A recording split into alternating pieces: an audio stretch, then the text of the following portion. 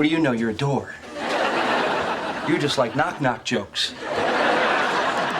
Welcome to MsMojo, and today we're counting down our picks for the moments and quotes that made us think, could I be any more Chandler? Should I use my invisibility to fight crime or for evil? Number 10. We never run into Beyonce.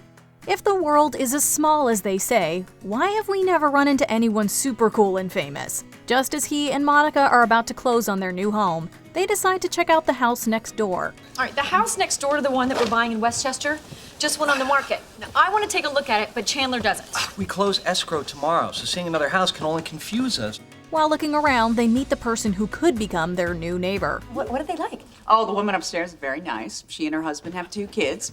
He's on Wall Street, and she's on... Oh my God! Janice is delighted by the reunion, but Chandler doesn't exactly share her excitement. Why is it that the world is only small when we run into the people we can't seem to shake off?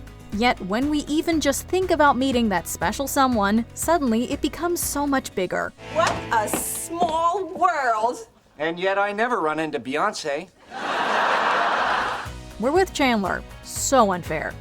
Number 9. Wondering if you'd have better dating luck elsewhere.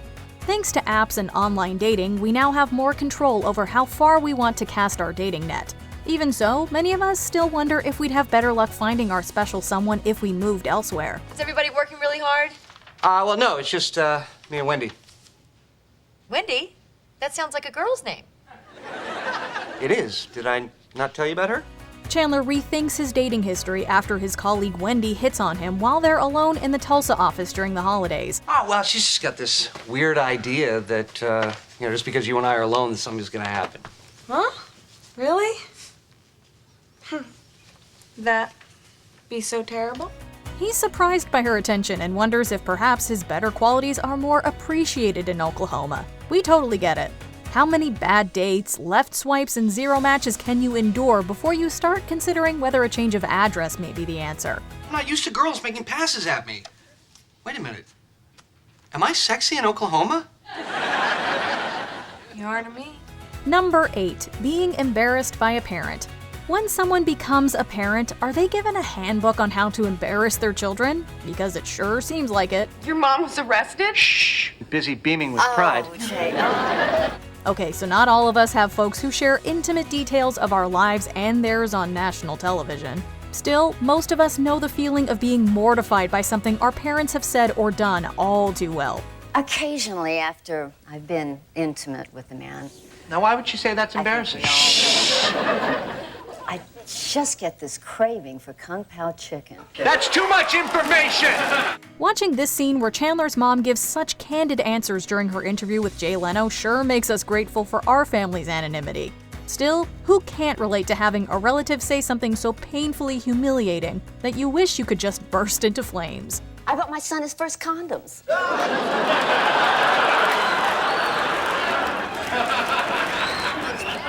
And then he burst into flames. Number 7. Not knowing when to stop talking. This one will resonate with the more socially awkward among us, although chances are we've all been there at some point. While Chandler is well known for his quick and biting wit, he sometimes misses the mark on social interactions. Monica warned me you might do that. But don't worry, he's painfully self-aware, as many of us tend to be. I tend to keep talking until somebody stops me. In fact, in the uncut version of the one with the fake party, he proudly declares, "I say more dumb things before 9 a.m. than most people say all day." He also uses humor as a defense mechanism in awkward situations, like when he and Monica run into Richard on their big date. He really couldn't be any more relatable. And you don't have a mustache, which is good. I'm Chandler. I make jokes when I'm uncomfortable. Number 6. Feeling uncomfortable during emotional moments. As we just said, Chandler often uses his sense of humor to mask his feelings. During Rachel's going-away party, she takes each of her friends, minus Ross, aside for a personal farewell. When it's Chandler's turn, he quickly interrupts her to share how he truly feels before his defense mechanism kicks in. I just want to say that I love you. And I'm gonna miss you. And I'm so sad that you're leaving. It's a sweet moment, but before the first tear has finished rolling down our cheek, he ruins the vibe with a classic Chandler gag. Sometimes it's easier to turn to levity rather than sit in our pain and sorrow. Not everyone feels comfortable showing vulnerability either. Not so tight. But you know what? It's so Chandler, which makes the perfect goodbye. I'm sorry, just give me one more chance. Okay. Okay. Oh. Just go. I can't. Number 5.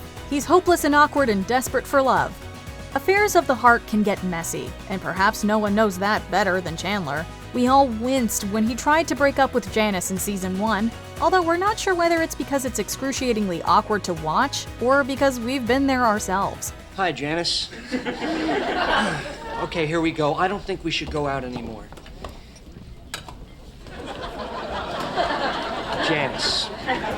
As confused as we were when they eventually got back together, we also kind of understood. The idea of getting back with an ex when we've been single for too long has definitely crossed our minds too.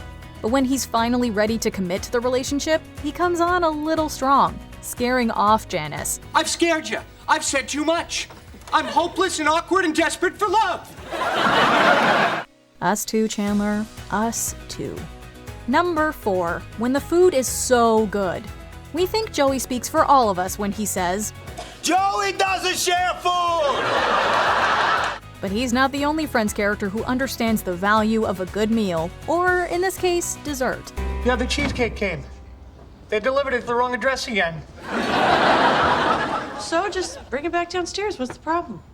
I can't seem to say goodbye. When Chandler finds a cheesecake outside the apartment, he can't resist tucking in. He gets Rachel to taste it too, and soon enough, they both crave more. Eventually, they give in to their sweet tooth, prompting Chandler to say, I'm full. And yet I know if I stop eating this, I'll regret it. Relatable. Sometimes food is just so good that nothing will stop you from cleaning your plate in its entirety. You know that one dish you'll unbutton your pants for? Or get Thanksgiving maternity pants for, so you feel less restricted? This side looks bigger. There's more crust on this side. Yeah. So maybe if I measure. Oh, for God's sake, just pick a piece. All right, pick that. We're practically salivating just thinking about it. Number 3. You come to Chandler for jokes, not advice. Not all friends are built the same. Some are better at making you laugh, some are great when you need a comforting shoulder to cry on, and others are good at offering advice. David, let me stop you there, because I think I see where this is going. I'm not very good at giving advice. See, if you want advice, go to Ross, Monica, or Joey. We would say that Chandler fits neatly into that first category. So we can understand his confusion when Rachel asks him for advice about her relationship with Joey. If you're anything like Chandler, you probably feel as flustered as he looks when anyone turns to you for answers. I know it's tough now, but things will get better. How do you know that? What if it just gets worse and worse and worse to the point where we can't even be in the same room with each other? But as Chandler taught us, if you're not great at doling out advice, it's always worth having a sarcastic comment on hand. Or, at the very least, some cheese. I'm not great at the advice. Can I interest you in a sarcastic comment? Some cheese. Number 2, sticking to a fitness program. Raise your hand if you have a gym membership. Keep it raised if you actually use it. Those of us who lowered our hands probably feel like that arm-raising activity was enough of a workout for now. It probably also means that you relate strongly to Chandler here too. Is this a gym card? Oh, yeah, gym member. I try to go 4 times a week, but I've missed the last 1,200 times. We all promise ourselves we'll start going one day, but in the meantime, the only thing being tightened is our bank accounts. So why don't you quit? You don't think I've tried? You think I like having $50 taken out of my bank account every month? Just don't ever expect to find us at the gym on Sundays. Chandler's right. That's a day for resting. No. Monica, it's Sunday morning. I'm not running on a Sunday. Why not? Because it's Sunday. Maybe the motivation will finally strike one day, but so far, it hasn't been our day, our week, our month, or even our year. Okay, they're gonna take $50 a month out of our accounts for the rest of our lives. What are we gonna do? Well, you could actually go to the gym. Before we unveil our top pick, here are a few honorable mentions. Processing emotions. Hey, not all of us wear our hearts on our sleeves, we get it. Chandler, I don't care if you can't cry. I love you. Oh, that makes me feel so warm in my hollow tin chest. Telling a white lie for the sake of his relationship. The things we'll do for love, eh? Chandler, if it really hurts that bad, you should just tell her. Look, for the first time in my life, I'm in a real relationship, okay? I'm not gonna screw that up by, telling the truth. Why he doesn't dance at weddings. This is why our dance parties take place in the privacy of our own rooms. Yeah, well, I don't dance at weddings. Why not? Because weddings are a great place to meet women, and when I dance, I look like this. Calling out privilege. If you haven't used this quote, you've at least thought about it. We know we have. Oh, I know. This must be so hard. Oh, no. 2 women love me. They're both gorgeous and sexy. My wallet's too small for my 50s, and my diamond shoes are too tight. Being relatably awkward. Been there, done that, felt the cringe big time. Gum would be perfection. Could have said gum would be nice. Could have said I'll have a stick, but no. For me, gum is perfection. I loathe myself.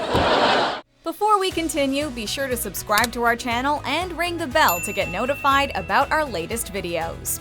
You have the option to be notified for occasional videos or all of them. If you're on your phone, make sure you go into your settings and switch on notifications. Number 1. Figuring out what he wants to do in life. Not knowing what you want to do with your life is probably one of the most universally relatable frustrations of adulthood. And why should I be the only one who doesn't get to do what he really wants to do? What do you really want to do? I have not thought this through. There's always so much pressure to have things figured out by a certain age, but in reality, few people do. After years as a transponster, Chandler quits his job to pursue his passion. Only he doesn't know what that is. I've got nowhere to go this morning. I'm unemployed. I don't know what I'm going to do with my life. The overwhelming anxiety that comes with finding our path and then dealing with resumes, interviews, and rejections is something many of us know all too well. What am I supposed to do with myself? You're supposed to find your passion in life. You can be whatever you want to be now. It's exciting. But it's also overwhelming. I don't know where to start. Still, if Chandler could start his journey in his 30s, we felt reassured that we didn't have to have everything figured out yet either. Which Chandler moment do you think couldn't be more relatable? Sharing it in the comments would be perfection. Thank you, that was... Perfection. Do you agree with our picks? Check out this other recent clip from MsMojo. And be sure to subscribe and ring the bell to be notified about our latest videos.